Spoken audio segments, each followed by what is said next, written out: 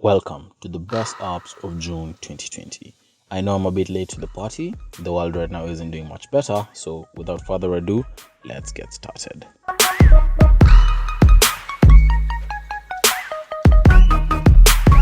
Let's start off with the wallpaper app of the month, Doppels. Now this app is an assortment of wallpapers bundled together from the most creative minds out there. Simply put, anyone can sign up, create and upload wallpapers for use by anyone. The app offers a wide range of wallpaper categories like art, minimal, beaches, fire, superheroes, gaming, food, architecture, girls, cars, and so many more. Find a wallpaper you like, and setting it is pretty easy, and the app allows you to download the wallpapers and even share them straight from the app. The only will-be issue is the ton of ads served in the app. If you can see past those, find Doppels in the description below. The next app is Vimage. Now, this app allows you to edit motion into any still static shots you want to bring out a bit of difference in your photography. To do this, you can either use shots you've taken or the stock pictures provided in the app. Pick one you like, let the app process the image, and afterwards, you can add some motion effects, some 3D camera movement, add text, stretch the image, and play around with the sky under the magic sky option. You can keep adding layers and layers of effects and correction to your image until you find the perfect fit for you, and then just hit export and your creation will be saved. Link to Vimage in the description below.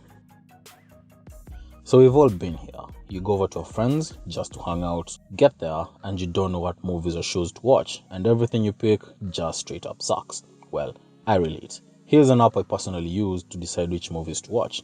Taste. When you first launch the app and hit get started, you enter your name, and the app, with your help, calculates your taste in movies and series. It does this by asking you to rank a couple of movies and shows it suggests as either awful, meh, good, or amazing. It then fetches recommendations from like-minded people. Yes, the app doesn't rely on AI or smart algorithms to give you recommendations. Real people with your taste in movies and series serve you recommendations. You can swipe left to browse your recommendations or swipe right to add them to your watch list. That gives me some serious Tinder vibes. And for the movies or shows you watch, you can rate them to help the app serve you more shows like those. To top it all off, you can choose the streaming platforms you use like Netflix, Hulu to narrow down the recommendations to those specific platforms. If you relate, link to taste in the description below. The next app on this list is Orange Teal. This app simply adds different hues of orange and teal or a mix of both to your photos for a different look. Just load up the photo you want to edit, pick a filter and tinker with the slider till you get a perfect fit for your photo. You get a ton of filters to choose from, and if you want, you can import a picture straight into a filter. If you're versed in photography grading, you can jump into the advanced section and adjust the saturation, highlight and shadow levels. When you're satisfied with what you've come up with, just hit save and you can afterwards share your picture on your socials. The next app on this list is Winx Launcher.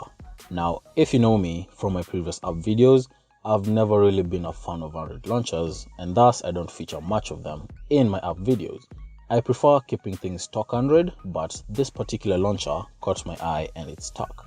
The launcher gives you a complete Windows look, ranging from the Windows menus to Windows Notification Center to even Windows icons. You even get a Cortana search feature to search through your phone. Adding apps to the home screen is done under the Add Shortcuts option.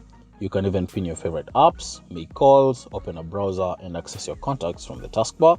Your shortcut menus that are usually located in the navigation bar are found in the notification center, and granting the app the necessary permissions allows you to carry out those specific tasks like turning on the torch and so on. I like the look and aesthetic of the app, maybe because I'm a Windows user, and how stable it is. That's why it's going to stick on my phone for quite a while. Link to the app in the description below. Okay, so we're halfway through this list, and if you're enjoying these apps, please consider subscribing and turning on notifications as I'm trying to hit 2,000 subscribers and these videos take time to put together. The next app is NetGuard. Now, this app allows you to block traffic being pulled by specific apps on your phone. In simple terms, it prevents apps from accessing your Wi-Fi or mobile data when you're not using them. Its layout is pretty clear, and you can choose to deny an app Wi-Fi or mobile data access just by a tap of an icon. To top it all off, the app is a VPN, so when you turn it on, you get VPN private access when you're browsing the internet. You can also choose to lock down traffic completely, meaning none of the apps on your phone will have Wi-Fi or mobile data access unless they're in use. Find it in the description below. The next app on this list is Filterbox. Now, this app does a couple of things. It filters and organizes your notifications as they come, so you can refer to them even when you swipe to dismiss them. It blocks your notifications so that you don't get distracted from whatever you're doing. That comes in handy, especially when you get tons of notifications from your apps, like me. It allows you to create rules for when specific apps can send you notifications.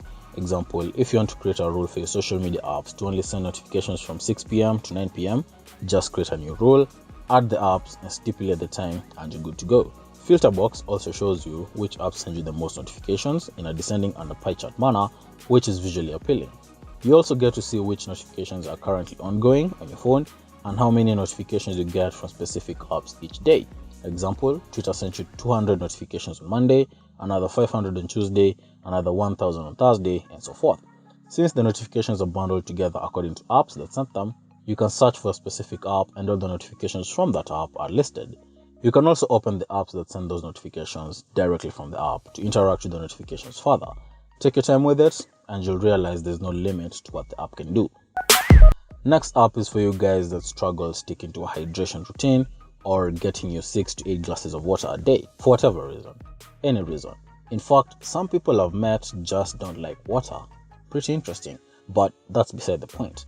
After you've slotted in your details, your gender and your weight, the app calculates your daily water intake and the times appropriate for you to drink water. Anytime you do drink water, you log in your intake and the app keeps a record for you up until you achieve your planned intake. You can customize the amount of water you take. Example, if you have a 600 ml bottle and the app recalculates how many times you should drink water and at what times. You also get various tips on drinking water, which I must say really shocked me because I've been drinking water the wrong way for the past 21 years of my life. The app also gives you insights on reports on your hydration plan, depending on drink frequency, completion, and so on. If you need to track your water intake for health purposes, or you just don't like water and want to be reminded to take water, link to drink water reminder in the description. The gaming app of the month is Bubbletail. Now, it's a great way to pass time as you navigate through a course of different levels, avoiding spikes, enemies, and strategizing to get around. You get 3 lives, a couple of bubbles to help you navigate all course objects, and your arrows to move the character. It's a very nostalgic game, giving me close to the bounce game vibes from a long time ago.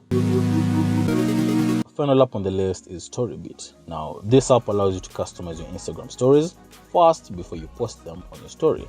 It offers more features and control over your story than what you get on stock Instagram. You first select all the pictures you want to post on your story. They could be related, they could be not. Then choose a transition for your story. Do you want a basic slideshow, a fade transition, a vertical transition, or what I like the most, the morph transition? Preview the flow of transition and add music to the creation. The app gives you an assortment of music and proper tags so as to not get any copyright strikes on your story. The music library is vast, and if you want, you can add music from your own local library. Find the right song, the right section of the song you want in your story, and save the video. You can then share your creation across Instagram and other sites. So that's it for today, guys. Thank you so much for watching to this point. Comment below what apps you're going to be downloading. Like this video if you haven't. Hit that subscribe button and turn on notifications to help Lord Hezin get to 2,000 subscribers.